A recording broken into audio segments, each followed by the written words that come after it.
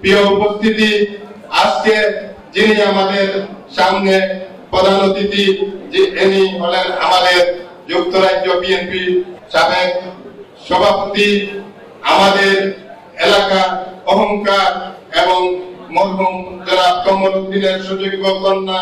উনি আপনাদের সামনে সুন্দরভাবে উনি ওনার বাবার যে অসম্পূর্ণ কাজগুলা, যে অসম্পূর্ণ স্বপ্নগুলো রয়ে গেছে, সেগুলো নিয়ে উনি আপনাদের সামনে আগামী নির্বাচনে সংসদ প্রার্থী হিসাবে উনি নিজেকে উপস্থাপন করেছেন এবং আমরা উনাকে সমর্থন জানিয়ে যাচ্ছি।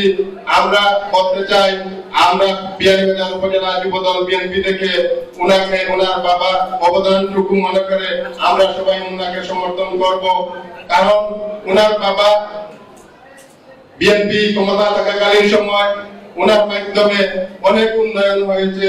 আপনারা সেগুলো অবগত আছেন। শেওলা ব্রিজ থেকে নিয়ে বিভিন্ন উন্নয়ন, এইগুলো আপনাদের নেতৃবৃন্দের কাছ থেকে আপনারা শুনবেন ওনার অবদান সম্পর্কে।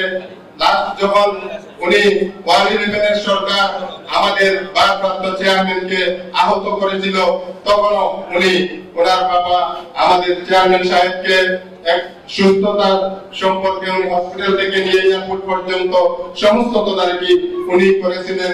উনারই কন্যা, সুযোগ্য কন্যা জনাব সাবিনা খানকে আমরা ধন্যবাদ জানাই।